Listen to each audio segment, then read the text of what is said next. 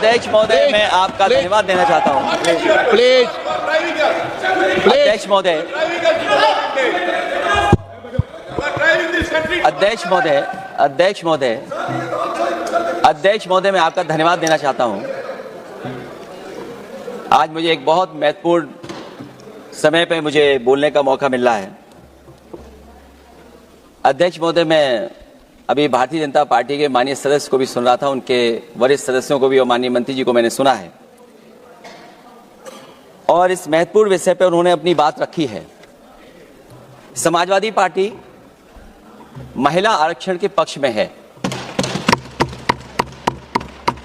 और समाजवादी पार्टी का इतिहास रहा है कि हम लोगों ने हमेशा महिलाओं को आगे बढ़ाने के लिए काम किया है। हमारे नेता जिनकी विचारधारा पे हम लोग आगे बढ़ रहे हैं, डॉक्टर राम मनोहर लोहिया, उन्होंने हमेशा जेंडर जस्टिस और सोशल जस्टिस की बात की है। हम समाजवादी लोग जेंडर जस्टिस और सोशल जस्टिस के पक्ष में हैं और महिलाओं का आरक्षण 33% हो उसके भी पक्ष में हम लोग बोल रहे हैं और ये लड़ाई हमारी निरंतर चल रही है और कहीं ना कहीं आरक्षण हमारी पीढ़ी के आह्वान को और मजबूत कर रहा है। लेकिन जिस तरह की बातें हमें सुनने को मिल रही हैं, अब भारतीय जनता पार्टी नारी को नारा बनाने की कोशिश कर रही है। भारतीय जनता पार्टी इस आरक्षण को लेकर के भाजपा अपना नारी का नारा बनाना चाहती है और बदलने की कोशिश कर रही है। जिन्होंने नारी को अपने संगठन में नहीं रखा, उनके मान सम्मान के लिए कैसे रखेंगे? और अगर ये बात गलत है, अध्यक्ष महोदय, जिस पेरेंटल संगठन से आप निकले हैं उसमें मान सम्मान के लिए संगठन में कितनी नारी हैं ये बता दें आप। और इनका, क्योंकि पिछले कई वर्षों से अध्यक्ष जी ये सरकार में है और मैं सुन रहा था माननीय मंत्री जी को मैं सुन रहा था, उन्होंने बहुत सारे योजनाएं, बहुत सारे कार्यक्रमों की जानकारी दी। लेकिन अगर हम दुनिया के आंकड़े देखें, जेंडर इक्वलिटी में हम कहां खड़े हैं? हम 146 में 127वीं जगह पर खड़े हैं। और अगर हम इनके खुद के सरकारों को देखें अगर, तो अध्यक्ष महोदय, इनके 21 जगह सरकारें हैं, 21 जगह यूनियन टेरिटरी और स्टेट मिलाकर के और सहयोगी दलों के साथ मिलकर के 21 सरकारें इनकी हैं। भारतीय जनता पार्टी ये बताए कि उनके 21 स्टेट में जहां सरकारें उनके सहयोगी साथियों के साथ चल रही हैं, कितने मुख्यमंत्री इनके बने हुए हैं? कितनी महिला मुख्यमंत्री बनी हुई इनकी? जीरो। और जो दिल्ली की बनी हुई हैं, हालांकि वो हाफ चीफ मिनिस्टर हैं और वो भी महिला होने के नाते केवल हाफ चीफ मिनिस्टर हैं। नहीं, अधिकार कहां हैं? एक चीफ मिनिस्टर के जो अधिकार होते हैं, एक स्टेट के जो अधिकार होते हैं, क्या आपके दिल्ली की मुख्यमंत्री के पास वो अधिकार है? और फिर जो अभी तक जो सबसे बड़ी पार्टी है, जो सबसे बड़ी पार्टी अपने आप को कहते हैं, पूरे देश में जितने भी इनके विधायक चुने गए हैं, आप बताओ आपकी संख्या क्या है? 10% से ऊपर नहीं जा पा रहे हैं आप? क्या 10% से ऊपर हैं आप?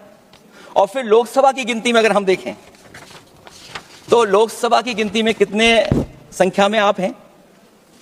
इसलिए अध्यक्ष महोदय, जहां हम ये कहते हैं कि हम महिला आरक्षण के पक्ष में हैं, वहीं कुछ सवाल हमारे भी आपके लिए हैं।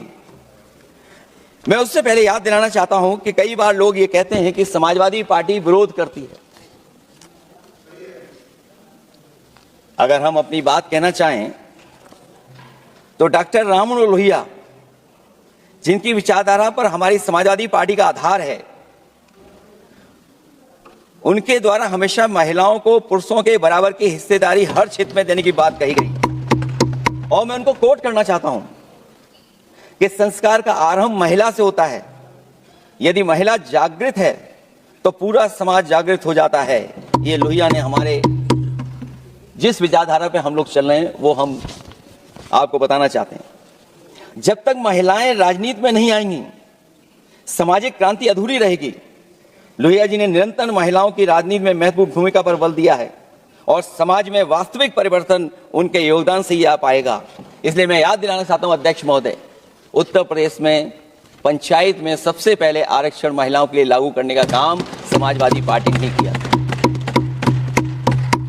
तो जहां महिलाओं के पक्ष में है उनके आरक्षण के, वहीं हमारा सवाल यह भी है कि जल्दीबाजी क्यों है? आखिरकार महिला आरक्षण के नाम पर जल्दीबाजी क्यों है भाजपा के अंदर? सच तो यह है कि भाजपा जनगणना को टालना चाहती है और जनगणना को टालने का मतलब है कि जाति जनगणना को टालना चाहते हैं। और जाति जनगणना इसलिए टालना चाहते हैं क्योंकि वो आरक्षण का सवाल उठेगा। जो भाजपा उनके संगी साथी कभी भी देना नहीं चाहते हैं आरक्षण। भाजपा को यह भी अच्छी तरह याद है कि पीडीए में ए का मतलब आधी आबादी है, मतलब महिलाएं भी पूरी की पूरी उसमें गिनती में आती। एक बड़ा चुनावी सच यह भी है कि भाजपा की चुनावी घपलेबाजी अब पूरी तरह से भंडाफोड़ हो गई है। जो एसआईआर आप लेकर के आए थे अध्यक्ष महोदय, उत्तर प्रदेश में हम लोगों ने बड़े करीब से देखा एसआईआर। वो कहने को तो एसआईआर था, लेकिन सच्चाई में वो एनआरसी का रूप था।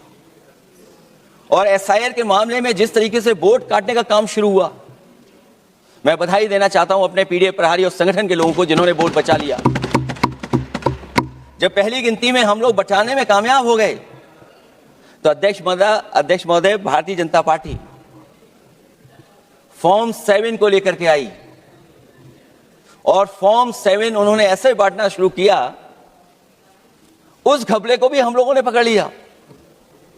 और जब उस घपले को पकड़ा तो पता लगा फॉर्म 7 बंद हो गया उत्तर प्रदेश में। फॉर्म 7 से कोई वोट काटा नहीं गया।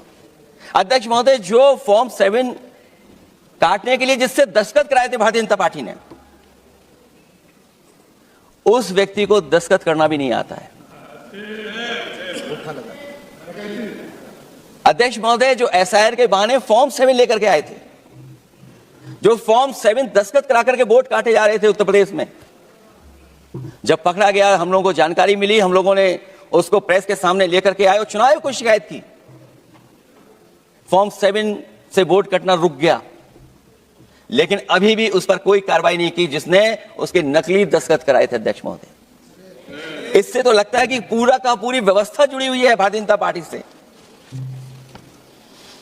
और धीरे धीरे जो भारतीय जनता पार्टी की सरकार चली है, हेरा फेरी हम लोग पकड़ लिए, भाजपा की कलई खुल गई और उसके समर्थक और वोटरों का आकार पड़ने लगा जब, तब भाजपा निराशा के इस दौर में उभरने के लिए बिल लेकर के आ रही है।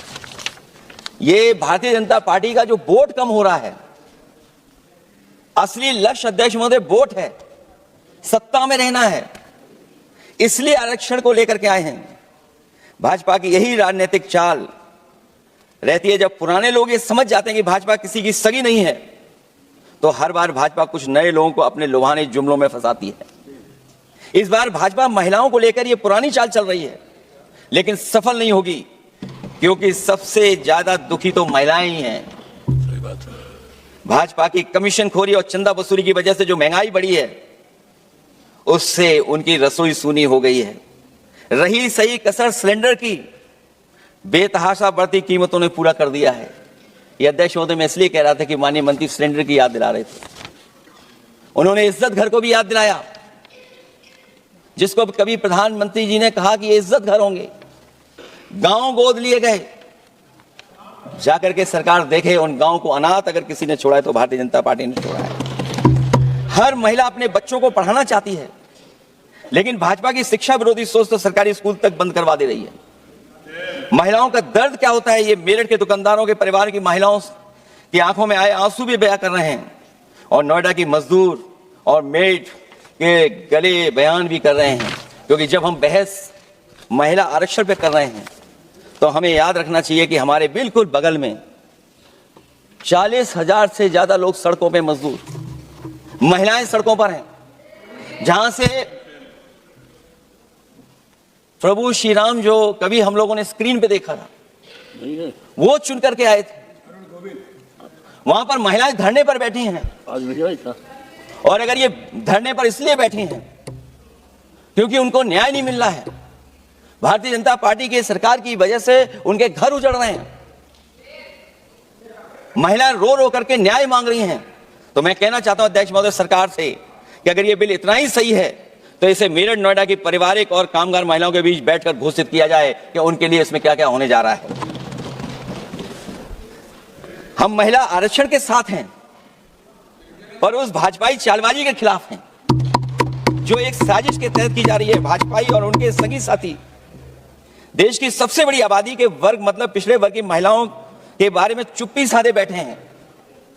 ये बात अध्यक्ष जी समझ में नहीं आ रहा है, क्योंकि जब हम लोग प्रधानमंत्री जी को सुनते थे तो वो ये कहते थे कि हम पिछड़े वर्ग से आते हैं, हम आप जैसे ही हैं, पिछड़े हैं। लेकिन जब आरक्षण की बात हो रही है तो पिछड़ों की संख्या इसमें कितनी है, हमें उम्मीद है कि सरकार इस पर जरूर बात अपनी रखेगी। इन्हीं शब्दों के साथ आप सबका बहुत बहुत धन्यवाद। हर खबर पाइए सीधा अपने मोबाइल पर।